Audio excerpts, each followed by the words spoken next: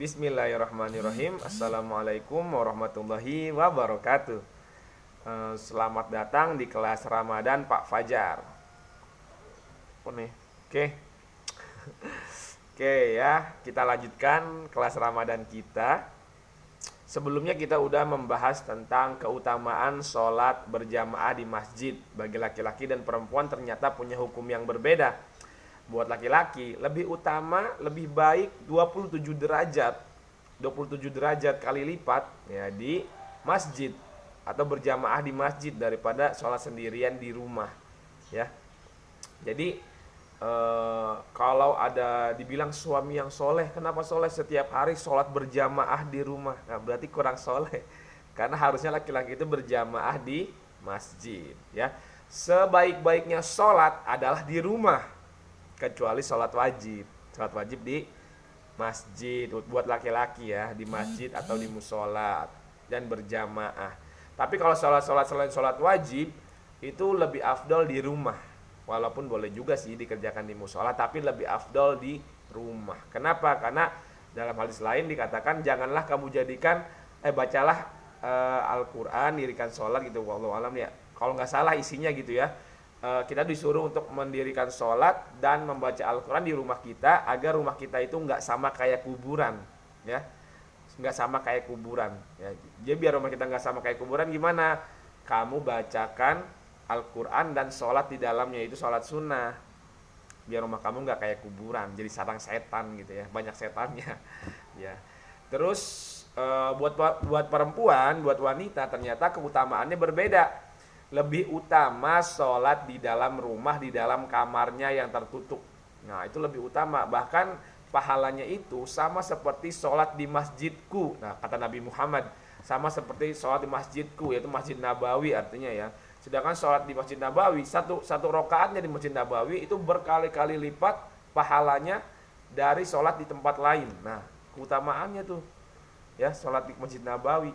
Dan perempuan cukup dengan sholat di rumahnya sama dengan sholat di Masjid Nabawi. Udah gitu kalau sudah berumah tangga, perempuan misalnya menyiapkan sajadah dari suaminya, menyiapkan pakaian suaminya untuk sholat, menyiapkan sandalnya, menyiapkan pecinya, yang menyiapkan kebutuhan sholat berjamaah di masjid.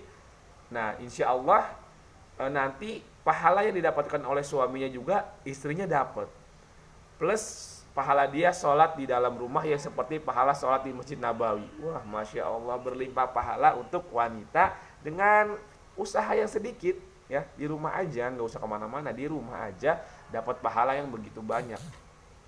Betapa Islam memuliakan seorang wanita, Masya Allah. Oke, sekarang kita lanjut pembahasannya. Sekarang kita akan membahas tentang setelah melaksanakan sholat sunnah qobliyah subuh ya, menyibukkan diri dengan berdoa dan membaca Al-Quran. Jadi kan kemarin kita juga udah bahas tuh ya tentang qobliyah subuh. Jadi ketika azan selesai, terus ada amalan azan yang kita bahas. Lalu setelah itu kita melakukan sholat sunnah 2 rakaat qobliyah subuh ya, dimana kata Rasulullah pahalanya itu lebih baik dari dunia dan seisinya, lebih baik dari dunia dan seisinya. Sedangkan ada sholat rawatib, yaitu sholat sunnah 12 rakaat sehari semalam, itu pahalanya faedahnya akan mendapatkan 1 buah rumah di surga. Masya Allah kan. Dan dia sholat sunnah qobliyah subuh itu adalah bagian dari sholat sunnah rawatib, dimana dia punya keutamaan tersendiri nih. Kalau sholat sunnah qobliyah subuh itu dia pahalanya lebih baik dari dunia dan seisinya. Masya Allah, betapa Allah sayang sama kita gitu ya. Gampang banget dapat pahala, kebaikan-kebaikan, pahala-pahala di dunia itu kayak lagi diskon aja gitu ya. Semuanya diobral murah. Dengan 2 rakaat sholat subuh, qobliyah subuh maksudnya, dapat dunia dan seisinya. Apalagi sholat wajibnya itu pasti kan lebih baik dari itu. Yang sunnahnya aja segitu kan, apalagi yang wajibnya. Masya Allah. Nah setelah kita melaksanakan sholat sunnah qobliyah subuh, biasanya masih ada waktu tuh. Waktunya itu antara azan sampai qomat itu sunnahnya sesuai dengan petunjuk Nabi adalah seperti membaca 50 ayat. 50 ayat itu Berapa lama Pak? 50 ayat itu kira-kira 15 sampai 20 menit ya. Kita sholat sunnah 2 rakaat, qobliyah subuh 2 rakaat, baca Al-Kafirun dan Al-Ikhlas paling cuma habis berapa sih? 5 menit ya. 10 menit lah paling lama. Misalnya masih ada sisa waktu nih 5 menit lagi sebelum azan, kamu gunakan untuk berdoa atau membaca Al-Quran. Kenapa? Karena dari Anas bin Malik radhiyallahu anhu, ia berkata bahwa Rasulullah Shallallahu Alaihi Wasallam bersabda, yang artinya sesungguhnya doa yang tidak tertolak. Waduh, masya Allah, doa yang tidak tertolak. Syarat dan ketentuan berlaku tentunya ya. Sesungguhnya doa yang tidak tertolak adalah doa antara azan dan iqomah. Maka berdoalah saat itu. Hadis riwayat Ahmad. Masya Allah kan. Jadi antara azan dan qomat itu adalah waktu yang mustajab, yang pasti dikabul. Syarat dan ketentuan berlaku. Maksudnya apa Pak syarat dan ketentuan berlaku? Karena ada hal-hal yang bisa menjadi penghalang doa kita terkabul. Di antaranya adalah dosa-dosa ya, makanan yang haram ya kan, atau doa yang mengandung maksiat. Misalnya, ya Allah aku pengen banget pacaran sama si, ya pacaran itu kan dosa ya. Ntar kalau kamu berdoa minta pacaran terus benar-benar terjadi, yakinkan itu bukan Allah tuh, itu setan kali tuh yang menjadikan kalian berpacaran. Kenapa? Karena Allah tidak mungkin mengabulkan sesuatu yang maksiat. Wah pacaran saya nggak maksiat Pak, pacaran saya Islami. Ya Allah, kata Rasulullah, zina itu ada yang namanya zina mata, ada yang namanya zina zina hati, ada yang namanya zina pikiran, ada yang namanya zina telinga, zina tangan, zina kaki. Ya, apa maksudnya zina mata? Ketika melihat yang Allah larang. Zina tangan ketika menyentuh yang Allah larang. Bukankah kita memandang wanita yang bukan mahram kita lalu muncul syahwat di dalam diri kita, itu Allah larang. Pacaran lihat-lihatan enggak? Lihat-lihatan. Bukankah ketika kita pacaran kita sering memegang tangan, padahal belum nikah tuh pegang tangan. Bukankah memegang yang bukan mahram itu haram? Ya. Berarti itu zina tangan namanya. Atau mendengar suara-suara rayuan-rayuan dari pasangan, bukankah suara wanita itu yang merayu-rayu gitu kepada lelaki yang bukan mahram adalah haram? Bukankah semua itu ada di dalam pacaran, terus masih bilang pacaran Islami?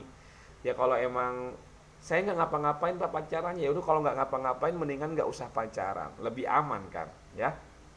Ya apa tuh tadi itu? Oke, ada hal-hal yang menghalangi doa kita terkabul. Di antaranya adalah itu harta yang haram, dosa-dosa, harta yang haram, terus doa yang mengandung maksiat tuh ya. Harta yang haram gimana? Ada hadis yang mengatakan seseorang yang sangat lusuh, terus sangat kelelahan gitu, kelihatannya lusuh gitu, berdoa mengangkat tangan kepada Allah, ya Allah berikan, ya Allah berikan, tapi Allah tidak memberikan. Kenapa? Karena pakaiannya haram, makanannya haram ya. Pakaiannya haram, makanannya haram. Jadi dia menggunakan pakaian mungkin dari harta yang haram, dan makanannya makanan yang haram. Ternyata makanan yang haram bisa menghalangi doa. Ya, jadi sayang banget sih kita kalau misalnya ngebela-belain harta haram 100, 200 atau bahkan 1 miliar harta haram. Rugi banget. Kenapa? Karena doa kita jadi nggak terkabul. Hidup ini tanpa pertolongan Allah berat, susah. Kita itu nggak didesain untuk jadi manusia yang bisa menyelesaikan segala sesuatu sendiri, enggak. Kita itu didesain untuk meminta pertolongan kepada Allah. Nanti Allah akan menolong kita dengan menggerakkan makhluk-makhluknya menolong kita. Ya kalau kitanya ngebela-belain harta haram, ya harta yang enggak berkah, nanti doa kita enggak terkabul. Susah kita menjalani kehidupan kita ini, ya. Oke, kita lanjutkan. Selanjutnya, setelah sholat subuh, berdiam diri di masjid untuk berzikir seperti membaca zikir pagi petang, membaca Al-Quran dengan tujuan menghatamkannya dalam sebulan, atau mendengarkan majelis ilmu hingga matahari meninggi, kira-kira 15 menit setelah matahari terbit. Ketika matahari meninggi tadi, lalu melaksanakan sholat isyraq sebanyak 2 rakaat. Dan dijanjikan pahala haji dan umroh yang sempurna. Tuh, Masya Allah. Oke. Jadi, setelah sholat subuh, ya kan tadi waktu sholat sunat qobliyah subuh. terus diisi dengan berdoa dan membaca Quran. Terus sholat subuh kan. Setelah sholat subuh kita dianjurkan buat laki-laki berdiam diri di masjid nih, diem dulu. Diamnya ngapain? Apakah main HP? Ya enggak. Ternyata berdiam diri disuruh untuk berzikir, ya, untuk mengingat Allah. Caranya gimana? Bisa dengan membaca zikir pagi petang, bisa dengan membaca Al-Quran, bisa dengan mendengarkan majelis ilmu. Biasanya suka ada habis sholat subuh tuh ada kuliah pagi gitu dari imamnya atau dari ustadznya bareng-bareng, kuliah pagi nunggu waktu matahari terbit. Ketika matahari terbit 15 menit setelah matahari terbit itu ada namanya sholat sunnah syuruk atau isyrok atau syuruk, sholat sunnah permulaan sholat duha gitu ya. Awal-awal sholat duha itu dikerjakan namun sholat syuruk ya.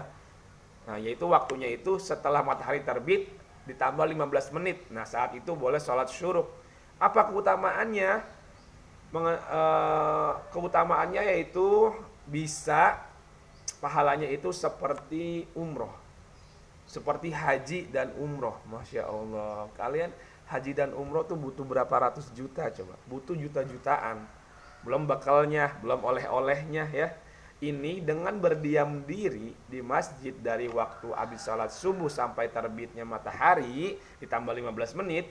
Terus kalian sholat sunnah 2 rakaat, namanya sholat sunnah syuruk atau sholat sunnah isyraq, kalian bisa mendapatkan pahala seperti orang yang pergi haji dan umroh secara sempurna. Masya Allah. Sedangkan yang berangkat haji beneran belum tentu sempurna loh ibadahnya, belum tentu sempurna melakukan ibadah haji dan umrohnya. Tapi kalau yang melakukan ini nih, setelah sholat subuh berdiam diri di masjid sampai terbit matahari ditambah 15 menit, ini adalah pahalanya seperti haji dan umroh yang sempurna. Masya Allah, betapa Allah itu menginginkan kebaikan buat kita semua. Ya, orang-orang yang punya uang bisa dapat pahala pergi haji dan umroh dengan pergi beneran ke sana. Tapi buat kita yang belum Allah kasih rezeki, yang Allah masih uji dengan kekurangan, kita juga bisa dapat pahala haji dan umroh nih dengan cara ini. Masya Allah. Oke.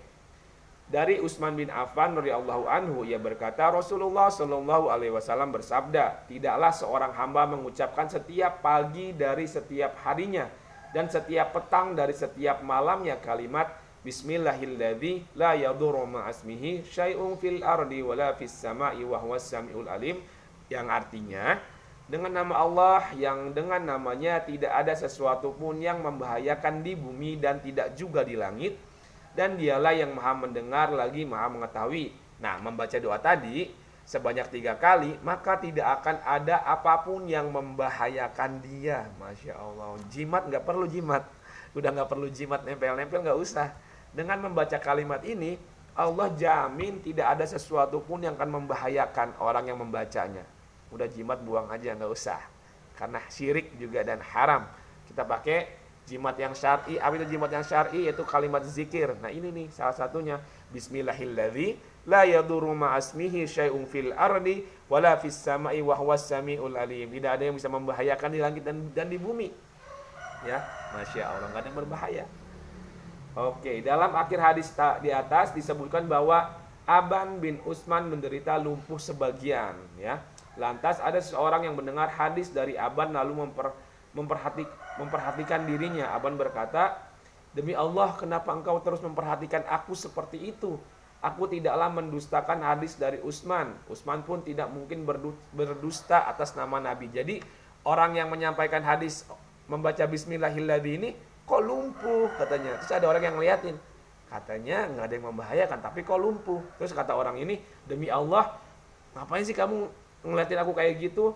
Aku nggak bohong kok tentang hadisnya Utsman, enggak. Dan Utsman pun nggak mungkin berbohong tentang hadis atas nama Nabi, nggak mungkin. Tapi hari ini yang terjadi adalah aku sedang marah, lantas aku lupa membaca zikir ini. Masya Allah. Jadi si Aban ini yang menyampaikan hadis ini nih, namanya Aban ya. Yang menyampaikan hadis ini dia menderita lumpuh. Terus kata orang, ya kamu katanya tidak akan membahayakan, tapi kamu malah lumpuh. Terus kata Aban, bukan karena hadisnya yang salah, tapi saya yang nggak baca zikir ini, jadi saya mengalami seperti ini sekarang. Nah, Masya Allah kan. Makanya kita jangan sampai lupa nih baca zikir ini, Bismillahilladzi la yadurru ma'asmihi syai'un fil ardi wala fis sama'i wa huwas samiul alim. Masya Allah. Sedangkan dalil yang menunjukkan keutamaan sholat syuruk atau sholat isyraq adalah hadis dari Anas bin Malik radhiyallahu anhu. Rasulullah shallallahu alaihi wasallam bersabda yang artinya, barang siapa melaksanakan sholat subuh secara berjamaah, lalu duduk sambil berzikir pada Allah hingga matahari terbit, kemudian ia melaksanakan sholat 2 rakaat, maka ia seperti memperoleh pahala haji dan umroh.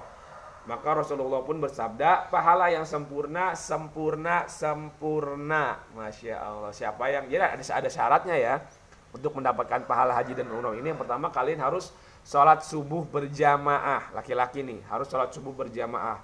Lalu setelah sholat subuh jangan langsung kabur ya. Jangan langsung lari, jangan langsung nyari kasur, mau tidur lagi, nggak boleh tidur lagi. Yang tidak disarankan gitu ya. Jadi setelah sholat berjamaah, lalu berzikir, zikirnya tadi tuh boleh dengan baca zikir pagi petang, boleh baca Al-Quran, boleh sambil ikut kajian atau pengajian gitu ya. Setelah itu menunggu hingga matahari terbit. Sholat berjamaah, berzikir pada Allah sampai matahari terbit. Lalu melaksanakan sholat 2 rakaat. Nah, tuh 3 syaratnya ya.